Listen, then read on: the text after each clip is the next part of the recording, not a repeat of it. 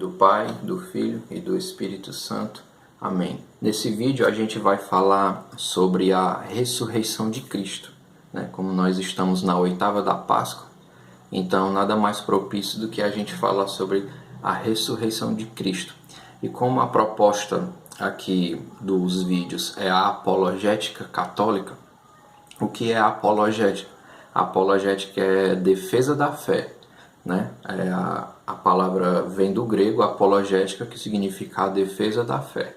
E aqui a gente vai defender a fé católica, né? Assim como a maioria da fé cristã como um todo defende a ressurreição de Cristo, a ressurreição de corpo, alma e espírito de nosso Senhor Jesus Cristo, né? Porque existem correntes, até mesmo cristãs ou gnósticas, que diz que Cristo só ressuscitou em espírito, que era como se fosse um fantasma, né? E a boa parte da ciência, que é uma ciência ateia, né? Uma ciência anti-religião, anti-igreja, anti-fé, diz que Cristo não ressuscitou, que a ressurreição de Cristo é uma fábula, é uma história, foi uma coisa inventada pelos discípulos, né? Porque já é sabido pela ciência e pela historiografia que o Cristo, né, o Cristo ele realmente existiu, né? O homem Jesus Cristo existiu. Só que, claro, eles negam que, tudo certo, beleza, existiu o homem Jesus Cristo, mas ele não é Deus, ele não fez milagres, ele não ressuscitou, ele não andou sobre as águas, ele não fez nada disso, né? Então a gente vai tentar aqui desmistificar isso e explicar algumas coisas que eles alegam que Cristo não ressuscitou, que não se encaixam, né? Então a gente vai começar pelas provas históricas, né? E depois a gente vai para as provas científicas, né? Então, a primeira prova, qual é de que Cristo ressuscitou? São os próprios evangelhos. Por quê? Porque os evangelhos são documentos. Os evangelhos foram escritos pelas testemunhas que testemunharam a ressurreição de Cristo. Por exemplo, você presencia um crime, né? Um determinado crime. Você é chamado para a delegacia. Você não tem foto, você não tem um vídeo daquilo ali, mas o seu depoimento conta. A sua palavra, o que você vai lá dizer antes do juiz, do delegado, ou o que quer que seja, tem valor. A sua palavra tem peso. Por mais que você não tenha prova. A prova é o seu testemunho. Por isso que não é à toa que o livro se chama o Novo Testamento. Então é um testamento de testemunha, né? Pessoas viram, se depararam com o que Cristo fez e principalmente também a ressurreição. Então, o primeiro ponto é isso aí. Os evangelhos, os 4 evangelhos, Mateus, Marcos, Lucas e João, são documentos históricos e são documentos válidos, muito mais válidos do que outros. Por exemplo, os evangelhos têm muito mais peso histórico para aqueles que são fiéis à historiografia do que, por exemplo, existem mais provas de que Jesus existiu do que de um mesmo homem que viveu na época dele, que foi Júlio César, que foi o imperador de Roma, né? Ou seja, existem mais provas da existência de Cristo do que de Júlio César, ou de Alexandre o Grande, que viveu 300 antes de Cristo. Então, tanto autores cristãos, que dos evangelhos escreveram sobre Cristo, como também autores judeus, como Eusébio de Cesareia, né, também escreveu sobre a vida, a história, a paixão e a ressurreição de Cristo, mesmo sendo judeu e mesmo não acreditando que Cristo era o Messias, né? Como eu falei em outro vídeo, uma boa parte dos judeus não aceitou Cristo como Messias, né? Então, vamos para dentro dos evangelhos, né? Tem uma parte na ressurreição de Cristo, né, que alguns soldados presenciam lá o sepulcro vazio, né, que a pedra rola e Jesus sai, e os soldados que estão ali de guarda desmaiam, né? Então depois aparecem outros soldados, né, e se deparam lá com o sepulcro vazio. Aí eles voltam lá para os doutores da lei, né, e falam para ele, o túmulo tá vazio, rolaram a pedra, a gente não sabe como, porque era uma pedra muito pesada, exigia ali a força de muitos homens para rolar a pedra. Então que foi que os doutores da lei fizeram? Aqueles mesmos que entregaram Jesus a Pilatos. Eles deram dinheiro, compraram o testemunho desses soldados. Você diz lá que foram os discípulos dele que ajudou a rolar a pedra e roubaram o corpo. Mas eles sabiam da profecia que Cristo ia ressuscitar, só que eles não queriam aceitar.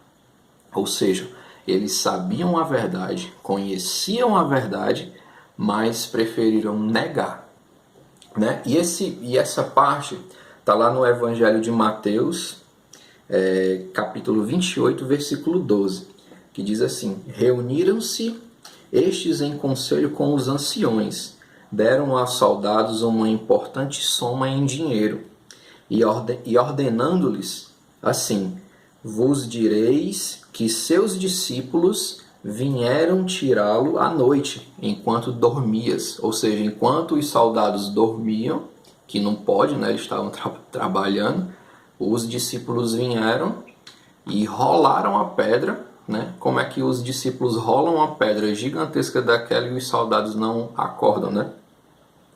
Dormir. Se o governador vier sabê-lo, nós o alcamaremos e vos tiraremos de dificuldades, né? Ou seja, se o governador questionar os soldados, esses anciões e doutores da lei vão tentar ali abafar o caso e ajudar eles, né?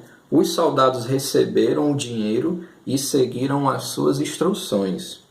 E essa versão é ainda hoje espalhada entre os judeus. Então, os judeus daquela época, os doutores da lei e os anciões, compraram a verdade dos discípulos, dos apóstolos, né? Quer dizer, desses soldados, né? Compraram a verdade, né? Outra parte é quando Jesus morreu de verdade, inclusive com o lado perfurado pela lança do soldado, e os judeus, né, eles ainda estavam impregnados das concepções de um messianismo nacionalista e político, e caíram quando viram o mestre preso e aparentemente fracassado, e fugiram para não serem presos eles mesmos. Está lá em Mateus 26, 31.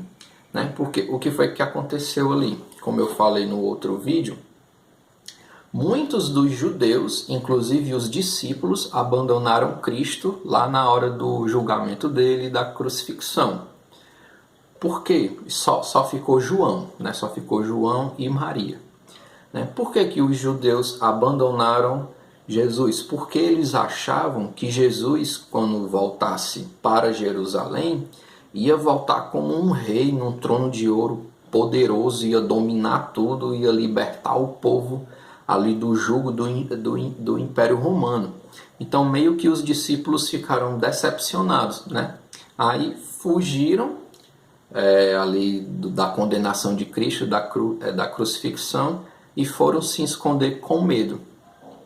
Isso quer dizer que, se eles estavam com medo da morte de Cristo, então eles não iriam espalhar uma mentira dizendo que ele ressuscitou.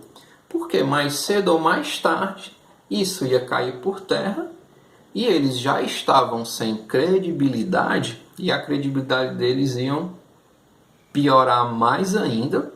E caso eles mentissem para o Império Romano ou para os doutores da lei, esses iam entregar eles ao jugo do império. E eles iam morrer do mesmo jeito que Jesus morreu. E como eles estavam com medo, né, até porque só ficou João e Maria lá na cruz, eles não iam inventar essa mentira, né? É de se notar ainda que a pregação dos apóstolos era severamente controlada pelos judeus, de tal modo que qualquer mentira deles seria imediatamente denunciada pelos membros do Sinédrio. Que o Sinédrio é esses doutores da lei que reportavam qualquer coisa ao Império Romano, né? E eles eram entregues pelos judeus para serem julgados pelas leis de Roma, né? Tanto que a crucifixão é uma pena de morte dos romanos, né? Geralmente a pena de morte dos judeus, como no caso de Maria Madalena, ela iria ser apedrejada. Então, a morte de cruz é típica dos judeus, né? Se a ressurreição de Jesus pregada pelos apóstolos não fosse real, se fosse fraude, os judeus a teriam desmentido, mas eles nunca fizeram isso, que foi o que eu disse, né?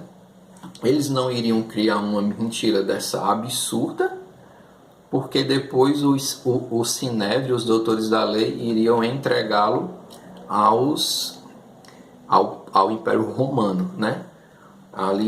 Então, essa é uma parte da prova histórica, né? E existem outros autores não cristãos, como Eusébio de Cesareia, né? em seus escritos, que ele relata, ali ele pega também o testemunho de várias outras pessoas, né? Para descrever ali a ressurreição de Cristo. No próprio Evangelho, diz que Jesus apareceu, depois de ressuscitado, apareceu para mais de 500 pessoas, apareceu para os discípulos, né? E não era uma alma, um espírito que vagava. É tanto que quando ele entra no cenáculo, mas ele volta com um corpo glorioso, né? É um corpo que não dá para explicar. É um corpo material que ao mesmo tempo não é. Então, é tanto que ele entra no cenáculo, o cenáculo estava de portas trancadas, porque os apóstolos estavam com medo de serem entregues aos judeus e ao Império Romano, então eles estavam ali com medos, acuados. É tanto que depois eles só vão criar coragem em Pentecostes, né, para sair pregando o Evangelho, né? Então Cristo entra ali de portas fechadas, com o corpo transfigurado, com o corpo espirituado mesmo, cheio do Espírito Santo, né? E ele pede para que toque nele, é tanto que Tomé toca nas chagas de Cristo e no lado aberto dele, né? E ele pede para comer. Ele não diz que está com fome, certo? É interessante esse detalhe, porque ele já é um corpo glorioso, então já não sente mais as coisas desse mundo, né? Mas não sente mais fome, não sente mais sede como ele sentia antes, né? Mas agora ele está com um corpo glorioso, então ele não tem mais necessidade das coisas desse mundo. Mas como Deus é misericórdia e é humilde, e ele está ali com os discípulos, ele pede para comer e beber, mesmo não precisando. Isso é interessantíssimo, né? E como eu falei, outra coisa depois ali em outros momentos, Jesus se apresenta também a mais de 500 pessoas, né? E isso é relatado também nos evangelhos. E muitas dessas pessoas testemunharam posteriormente para outros autores, né? Por exemplo, que eu falei do Eusébio de Cesareia. Tem também, essas foram as provas, um pouco das provas históricas, tem muito mais. E tem as provas científicas, que é o Santo Sudário. É o Santo Sudário de Cristo, que é aquele lençol que cobriu Cristo, tanto a frente como as costas dele, né? E muitas pesquisas foram feitas, cientistas das mais diversas especialidades, né? Especialistas em ressonância, em fotografia, em raio-x, em botânica, especialista de tecido, especialista em sangue, porque tinha sangue no pano, né? Então, uma infinidade de especialistas, mais de 20 ou 30 especialidades estudaram esse pano. E eles chegaram à conclusão, que é o Santo Sudário, né? Que realmente foi o pano que cobriu Cristo, né? Foi o pano que cobriu Cristo no túmulo dele. Todas as evidências ali indicam de que é daquela época, né? De que tem 2000 anos, de que era o sangue que tinha ali era sangue humano, né? Tipo AB, que é um tipo raro, eles dizem lá nos laudos, né, da ciência. E muitas outras coisas, até restos de pólen, de flores, porque era costume dos judeus adornar ali o túmulo com flores, né? E essas flores, esses resquícios de pólen ou de alguma coisa de planta, era específico das plantas que nascem naquela época. Então tudo indica que é realmente o corpo, o pano, o lençol que cobriu Cristo, né? Então, eu vou deixar nos comentários o link de um documentário onde você vai poder ver detalhadamente os laudos médicos, bem explicado, não é nada difícil de se entender, né, porque é explicado sobre o Santo Sudário. E você vai ter mais certeza ainda da ressurreição de Cristo. Porque, ao contrário do que muita gente pensa, quanto mais a ciência avança, mais ela se aproxima de Deus. Infelizmente, na escola a gente aprende de que ou você tem fé ou você acredita na ciência. E quanto mais eu estudo, né, mais a minha fé aumenta. Como dizia Santo Agostinho, eu creio para entender e entendo para crer. E na encíclica Fides et Ratio do Papa João Paulo II, São João Paulo II, a encíclica Fé e Razão, ele diz que a fé e a razão são como duas asas no qual o espírito alça voo para contemplar a verdade. Então, não deixe de ver esse documentário, é belíssimo. Foi feito pelo um frei, um monge Tiago, dos Carmelitas, né, do Monte Carmelo. Né? Então, espero que vocês tenham gostado do vídeo. E se você puder ajudar, se inscreva no canal, deixe o seu like e compartilhe o vídeo. Porque o meu intuito é só ajudar as pessoas a entenderem mais a fé católica, né? Não tenho nenhum outro objetivo com isso. Amém? Em nome do Pai, do Filho, do Espírito Santo. Amém.